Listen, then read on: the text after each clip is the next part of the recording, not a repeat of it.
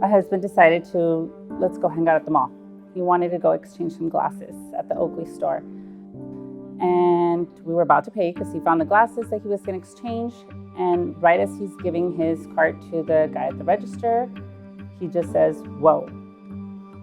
He kind of just falls on top of me, and he has this blank stare in his face. And I tell the guy at the register, "I think he's passing out." I was like, "Help me get him down to the floor." He's just like gasping for air. He's turning blue, purple, and I'm kind of like just hitting his chest, his cheeks, like, "What's going on, David? Wake up, like breathe." And he's just a blank stare, and he's just changing colors right in front of our eyes. Mind you, my kids I could see them from the corner of my eye, just screaming and crying and "Daddy, Daddy, Daddy." I knew I couldn't go and help him. Like, I knew I had to be here with him. I never thought I would be able to help one of my own, one of my loved ones. It's different when it's a patient that you don't know and when it's one of your family members. I always thought, like, no, when it's one of my own, I'm gonna freak. I'm gonna forget everything. You're always a nurse no matter what. And that instinct comes out, and I just went for it. I started doing CPR, breathing for him, the chest compressions. I started calling the guys, "Call 911, get me an AED." It felt like forever. And usually when you're at the hospital too, when you're in a code, it feels like eternity when only like a few minutes have passed. I kept doing the CPR. Finally, they bring me the AED, and it told me shock advised. So I was like, oh my gosh. So we shocked him. We did one more round of CPR, and he wakes up.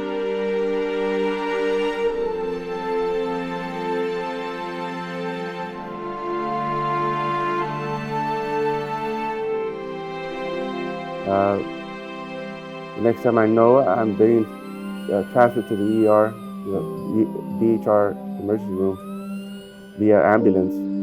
At that point, they put me in a bed, in a room, and I thought I was still perfectly fine, but without me knowing, I was actually heading towards a bad situation with a bad outcome. I think we got here around 2 o'clock in the afternoon at the ER. We were there a couple hours. Around 5, when the cardiologist comes back, after he had said he was leaving, he comes back just to say bye again. Right there in front of the cardiologist, he's like, "I feel dizzy." He goes, "It's coming," and he goes again. So I remember screaming for help, and the cardiologist starting CPR. It was just me and him. I screamed for help. I run back into the room, and I tell the cardiologist, like, "Here, let me help you out." And I started CPR right there in the ER again.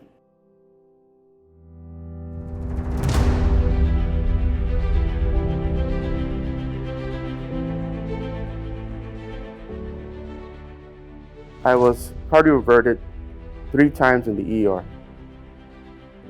meaning they had to shock me because my heart was going out of rhythm multiple times, and I was transferred to the ICU. But in being transferred, I ended up coding and shocked another time there in the elevator.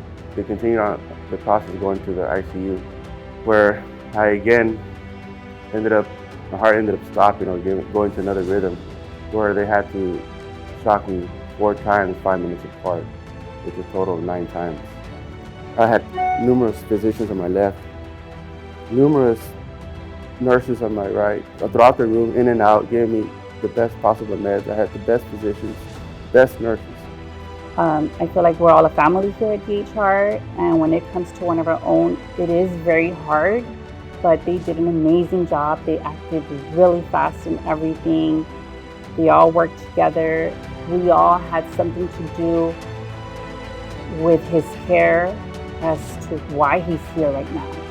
Because if it wasn't for our DHR family, he wouldn't be here. My kids wouldn't have a dad.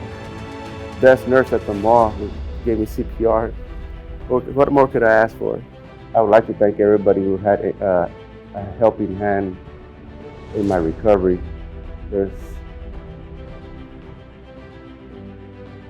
I can't thank you guys enough for rising up to the occasion.